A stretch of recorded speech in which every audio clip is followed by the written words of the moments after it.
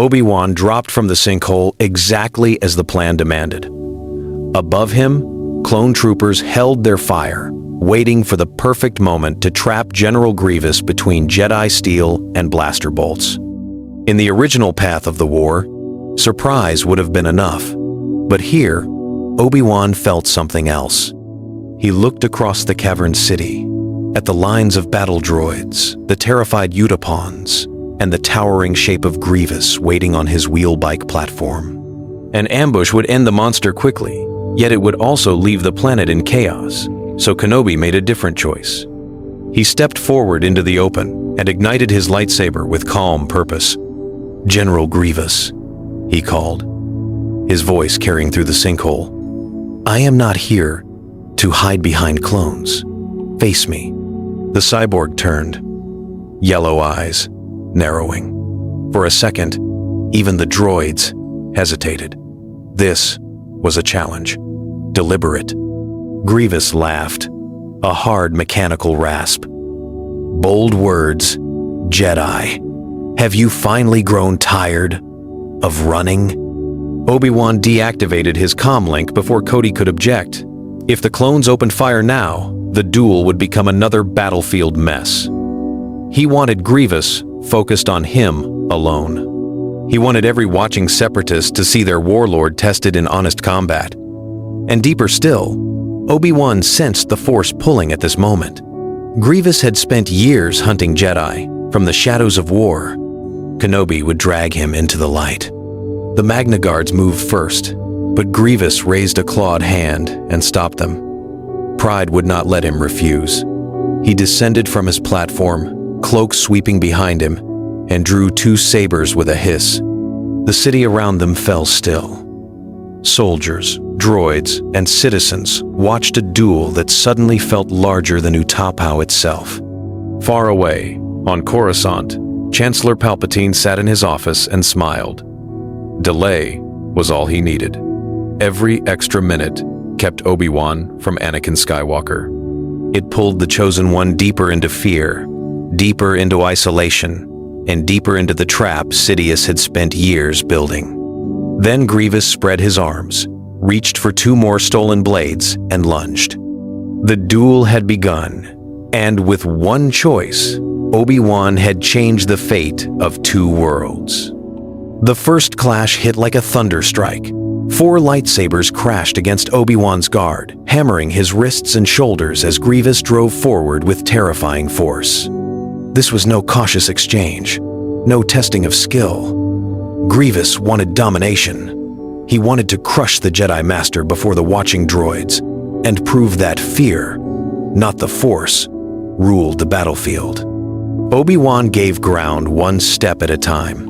His form was perfect, tight, disciplined, almost motionless compared to the cyborg storm attacking him.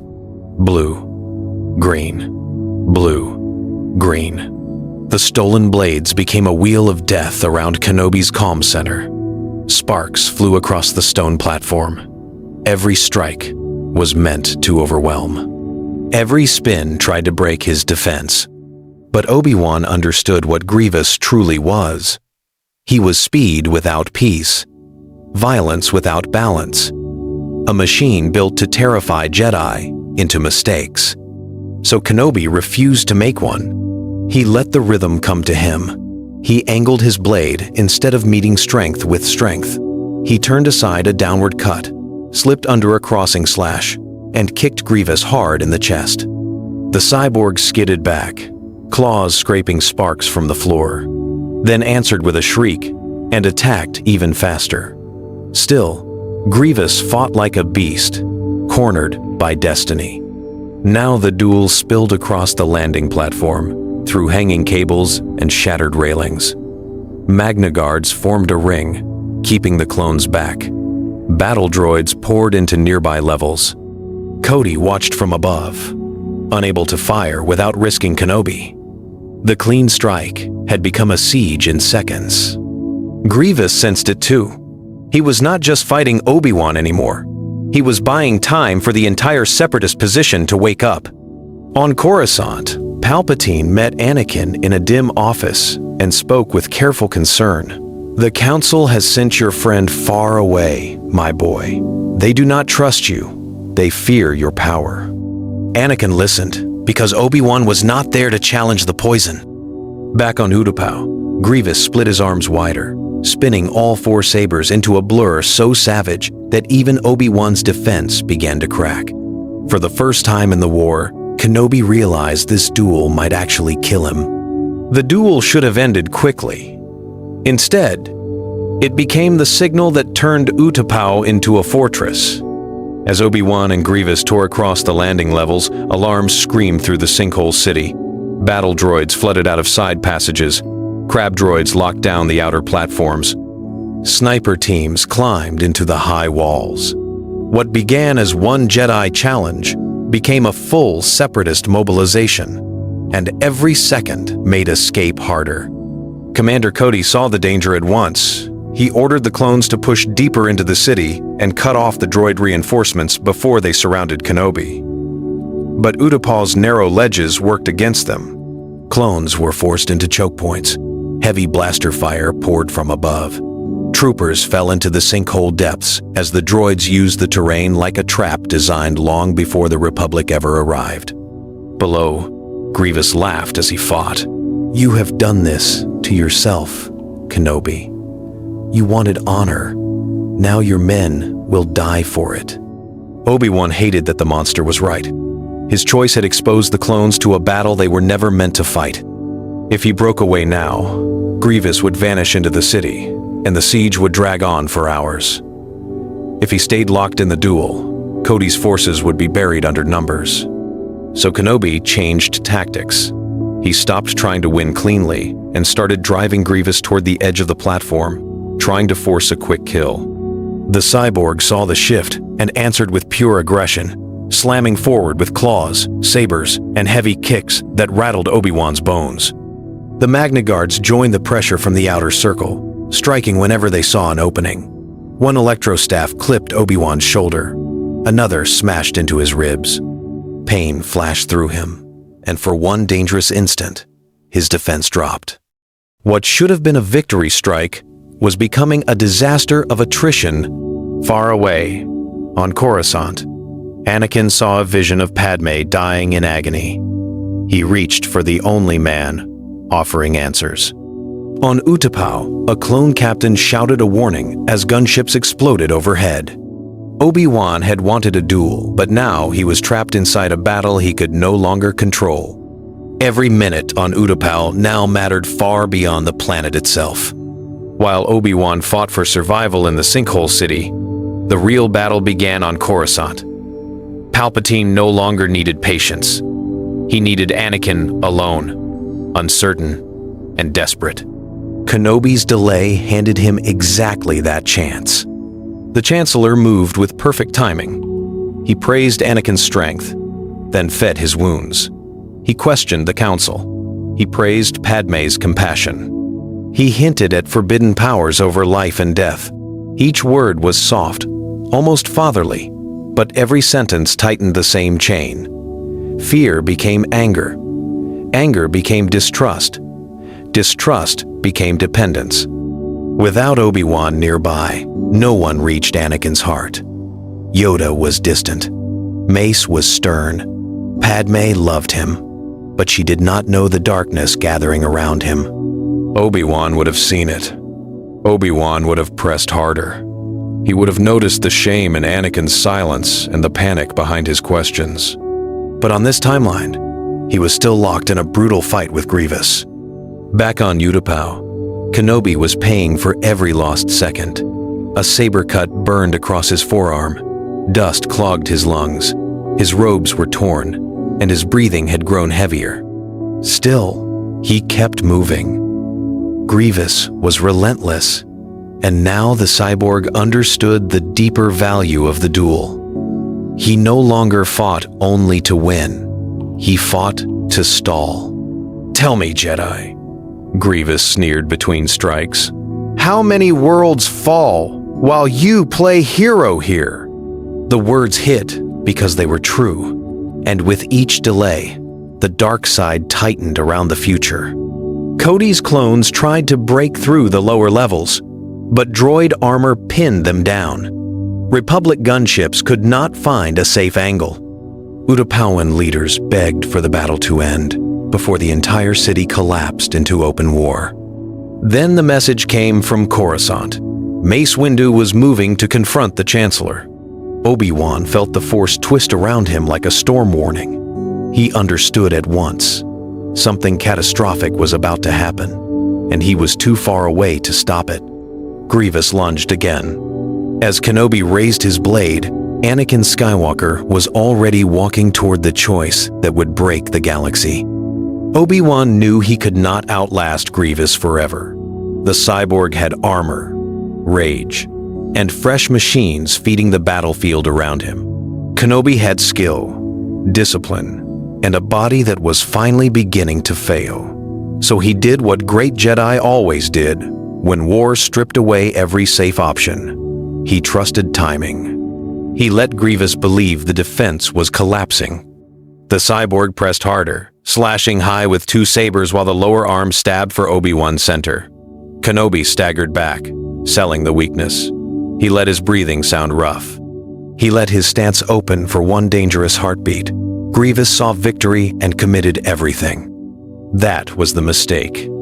Obi-Wan pivoted inside the storm. His blade cut through one wrist, then another. A second strike sheared off an arm at the elbow. Grievous shrieked as two stolen lightsabers spun into the abyss. Kenobi followed with a force shove that hurled the cyborg into a broken railing. Metal snapped. Bone plating cracked. The general crashed to the floor in a heap of sparks and coughing fury. The watching droids froze. Even the Magna Guards paused. Kenobi moved to finish it, but pain exploded through his side. A hidden blaster bolt from a super battle droid punched into the stone beside him, showering him with shards. Another shot clipped his leg. Obi-Wan fell to one knee. In that instant, Grievous crawled back, chest plates hanging open, one arm ruined, another smoking. His pride shattered, but his survival instinct alive. The duel was over. The hunt was not. Clone troopers finally broke through the upper levels and drove the droids back with concentrated fire. Cody reached Obi-Wan's side, urging immediate evacuation. Kenobi tried to stand and nearly collapsed. He had won, but too slowly, far too slowly. He could feel the battle slipping away from him. He could feel Anakin slipping away too. That fear cut deeper than any blade Grievous had drawn. Then the comm traffic from Coruscant broke into panicked fragments. The Chancellor had been attacked. Mace Windu was dead. The Jedi Temple was under assault. Obi-Wan's blood ran cold. He had crippled Grievous at last, but the galaxy had already moved on without him. By the time the truth reached Utapau, Anakin Skywalker was gone. Not dead. Worse. He had become Darth Vader. On Coruscant, there had been no final plea from Obi-Wan, no brother's voice cutting through the lies, no calm hand pulling Anakin back from the edge. When Mace Windu confronted Palpatine, Skywalker arrived full of panic and fear. He did not see a Sith Lord manipulating events. He saw the one man who promised he could save Padme. So when the moment came, Anakin chose desperation over duty. Windu fell, Sidious rose, and the new empire was born in fire. Palpatine moved quickly, because he understood what mattered most. Vader's first hours had to be soaked in irreversible blood. There could be no path back, no time to think, no room for regret. The attack on the Jedi Temple began at once. Marching beside clone troopers, Anakin entered the halls he once called home and turned them into a graveyard. Knights, teachers, guards, and terrified younglings fell before him. Each death drove the blade deeper into his soul, but Sidious kept feeding him the same poison. It was necessary. It was justice. It was the price of saving Padme. On Utapau, Obi-Wan listened to the reports in stunned silence. He saw security footage only in fragments, but that was enough. Blue eyes, a dark face. His former student cutting through Jedi with mechanical precision. "No," Obi-Wan whispered. "Anakin would never." Then he stopped, because the Force already told him the rest. Cody ordered a rapid departure, but the gunships were still taking fire from surviving droid batteries. Grievous, half destroyed, had escaped into the lower levels. Clone losses were mounting. Communication with the wider Republic was breaking apart into coded emergency bursts. The battle was not finished, and now the war itself had changed shape.